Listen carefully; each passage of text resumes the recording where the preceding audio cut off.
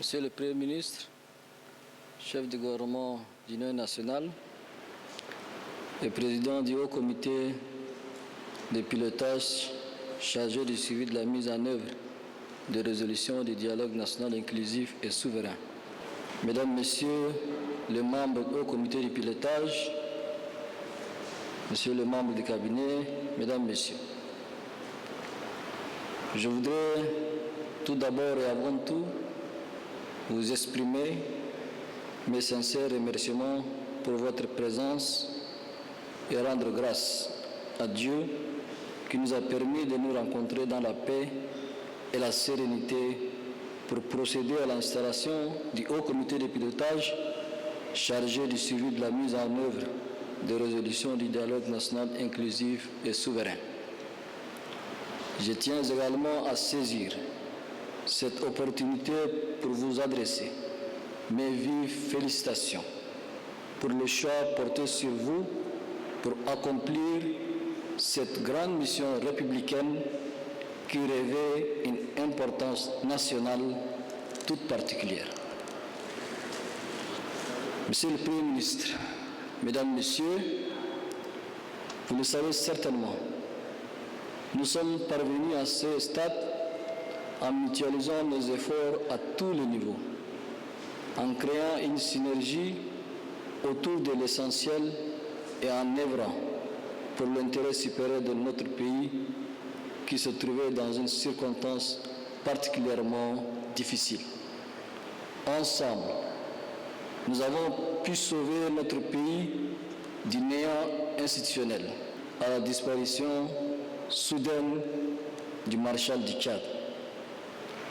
Aussitôt, notre pays se retrouvait dans une nouvelle ère de transition politique qui cristallisait un nouveau départ. Un nouveau départ qu'il fallait concevoir et préparer minutieusement dans le cadre d'un processus aux étapes clairement définies, mais surtout consensuel, réaliste et limité dans le temps. C'est ainsi que cette transition politique a vu le jour. Une transition qui a pour vocation première de réunir les conditions requises au retour à l'ordre constitutionnel interrompu par le décès du président de la République élu, tombé sur le champ d'honneur en défendant la patrie. Assumant pleinement les particulières réalités de la donne, nous nous sommes investis corps et âme dans les premières heures de la transition à assurer la continuité du fonctionnement de l'État et à créer les institutions temporaires devant conduire à une transition consensuelle, apaisée et exemplaire. Convaincu que le retour à l'ordre constitutionnel ne peut se réaliser dans notre pays sans l'effectivité d'un processus échelonné dans un laps de temps raisonnable, nous avons réparti le processus sur 4 phases majeures qui sont la formation des institutions de transition pour assurer la continuité du fonctionnement des services régaliens de l'État, la tenue d'un dialogue national inclusif et souverain, réunissant les forces vives de la nation pour discuter en toute souveraineté de l'avenir de notre pays, l'élaboration et l'adoption d'une nouvelle constitution par voie référendaire et enfin l'organisation des élections générales libres, transparentes, crédibles et démocratiques.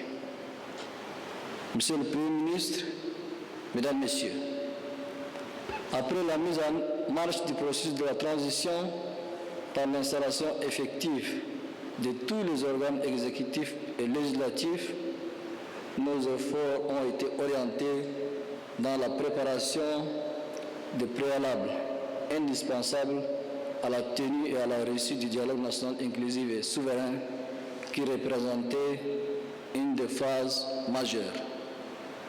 De longs mois durant, à l'échelle nationale et au niveau international, des comités et des délégations ont travaillé d'arrache-pied dans le cadre du pré-dialogue préparatif à la participation au dialogue national inclusif et souverain simultanément lancés tant dans les provinces du Tchad profond que dans plusieurs capitales des pays amis qui abritent des colonies tchadiennes. Des efforts qui ont conduit à large participation au dialogue national inclusif et souverain, mais surtout à la signature de l'accord de paix historique de Doha, signé entre le gouvernement et les mouvements armés. Dans une dynamique favorisant la réconciliation nationale et l'inclusion maximale des forces vives du pays au dialogue, nous avons exercé constamment une approche de main tendue, d'amnistie, de pardon et de larges consultations de diverses sensibilités politiques.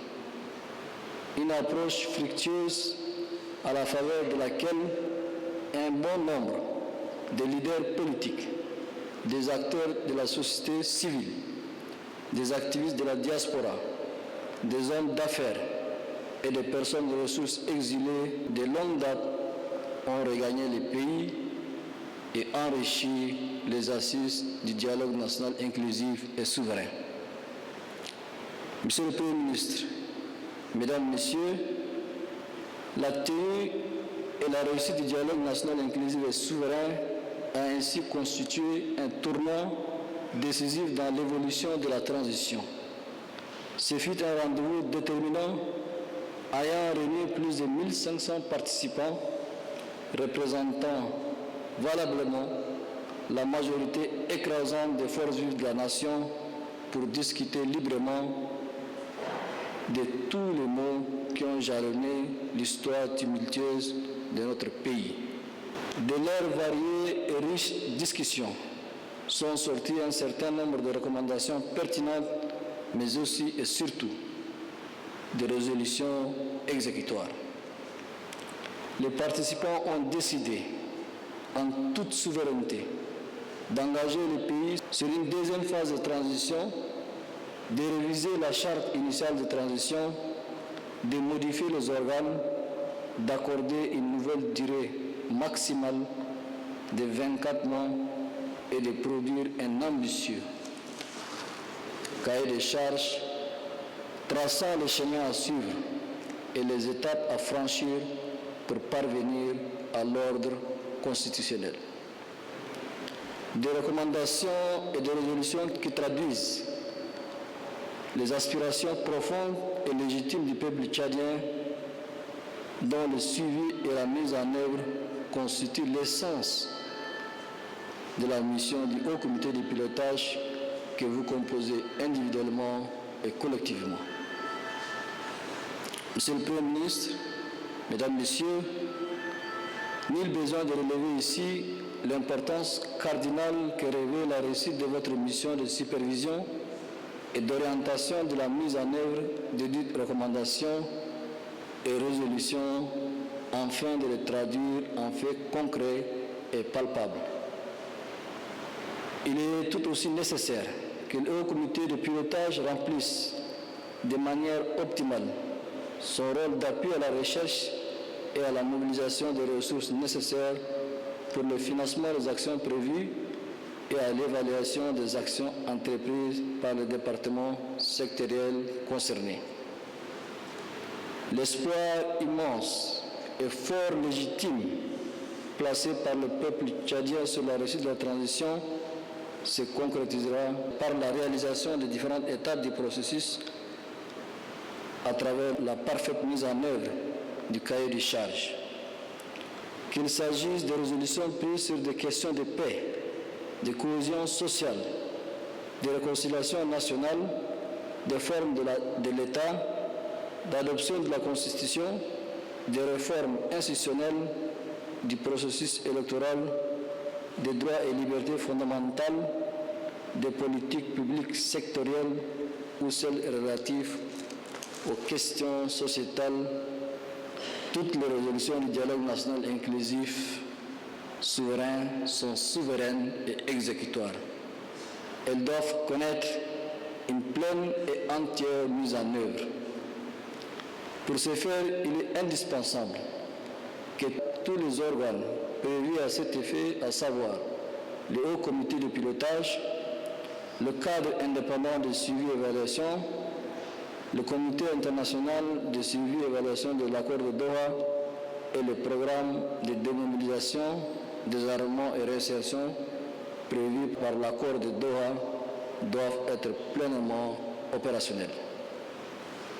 Le Haut Comité de pilotage incarnant la plénière doit piloter l'action du gouvernement en ce qui concerne la réalisation du cahier des charges. Il doit suivre et évaluer l'aboutissement des recommandations et résolutions qui en découlent. Les attentes de la population sont fortes et variées. Elles sont véhiculées clairement dans ce cahier des charges qui doit constituer la référence de l'action du Haut Comité de pilotage. Le Haut Comité doit assumer toute sa responsabilité et jouer pleinement tout son rôle. À cet égard, la mission et la responsabilité du Haut Comité sont énormes et se caractérisent par de nombreux défis dont je cite défis de gestion efficiente du temps, défis de recherche et de mobilisation des ressources, défis de cohérence et de compatibilité avec le reste des actions du gouvernement, défis de répondre aux aspirations légitimes du peuple tchadien, défis de crédibilité vis-à-vis de la communauté des partenaires régionaux et internationaux du Tchad. Défi de l'aboutissement optimal du processus électoral. Défi de retour à l'ordre constitutionnel dans le délai.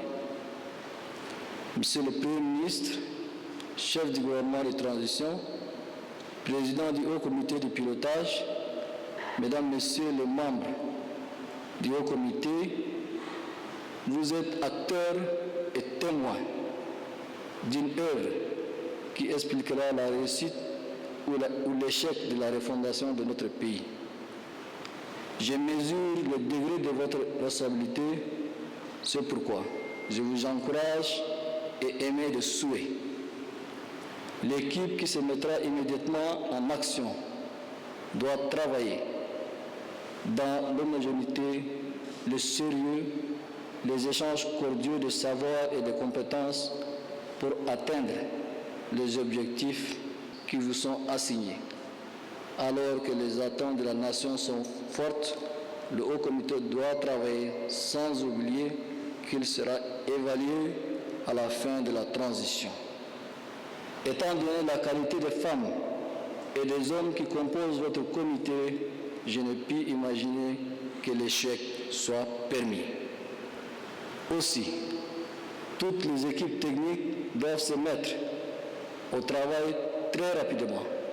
Elles doivent travailler dans l'harmonie et la complémentarité dans un climat sain et empreint de cordialité.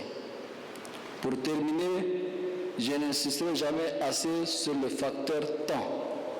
L'ensemble du processus de la transition doit obligatoirement terminer dans le délai accordé par le représentant du peuple, c'est-à-dire dans les 24 mois. Nous n'avons pas de temps à perdre. Sur ce, je déclare installer le Haut Comité de pilotage chargé du suivi de la mise en œuvre des recommandations et résolutions du dialogue national inclusif et souverain. Que Dieu vous bénisse, que Dieu bénisse le Tchad. Je vous remercie.